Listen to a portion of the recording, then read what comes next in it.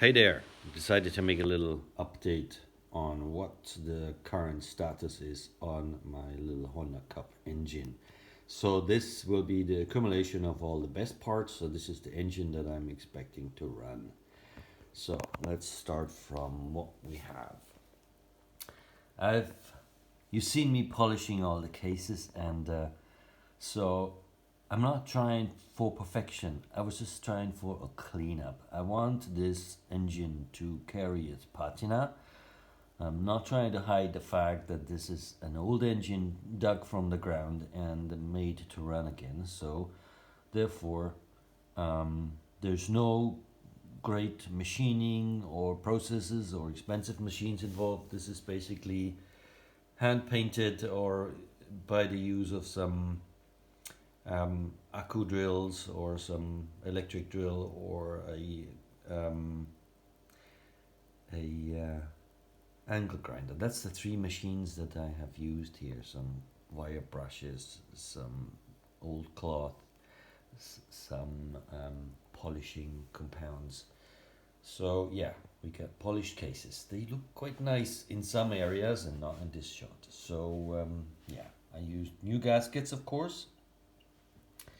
I have repainted the cylinder after a lot of scrubbing and sanding, and I did it twice. Basically, I used the first layer of paint as a primer, and then I used the same paint again to do the final paint. So looks quite nice. It's a 600-degree paint. It's the best one I could possibly find in my hardware store here at the end of Istanbul in Turkey. It's an oven paint, so whether this will last well, we shall see, but for now it looks fantastic. I've also polished the head, the valve, whatever, adjustment, something or another lid. So that's the top piece of the engine. Sorry if my terminology is wrong. I understand the arrow goes down, so towards the exhaust. I understand that is correct. I have reused the little washers, they're copper washers. I've polished and sanded them so they're flat and they function.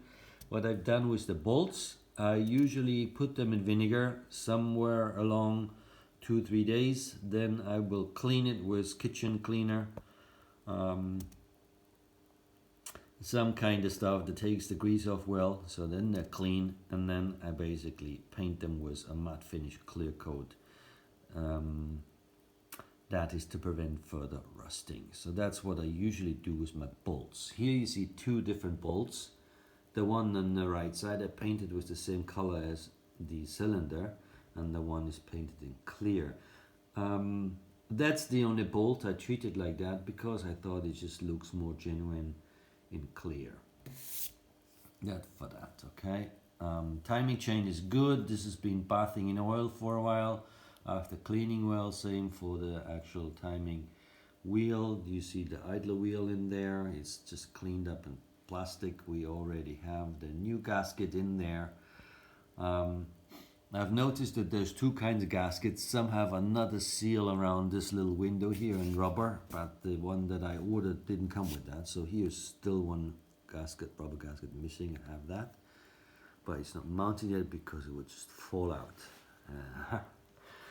This little hooks here, which are for guiding some cables. I've also done the same treatment as I have done with my bolts, minus this is painted also in silver.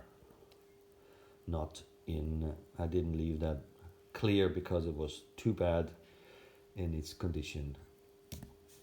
Okay, so you see the bottom side of the engine all cleaned and polished. Again, all these bolts here treated the same way. That's for mounting it on the frame. I have new oil seals, of course. Now we can have a little look inside. The last thing that I have done, let me walk around, is put in the spring for the chain tensioner. This pushes down on this thing here. How can I do this? Use the other hand maybe. That is what pushes against the chain to tension it once it's all bolted together. So I already have the best out of 3 tooth wheel for driving the chain. I have the neutral switch take up, and this is where the fork, shifting fork thingy-McDoodle here is tightened, so it needs a little plastic cap that doesn't fit because of the cap's a bit tired, so I will mount that with a little bit of engine sealant. So you see there's a little crack here.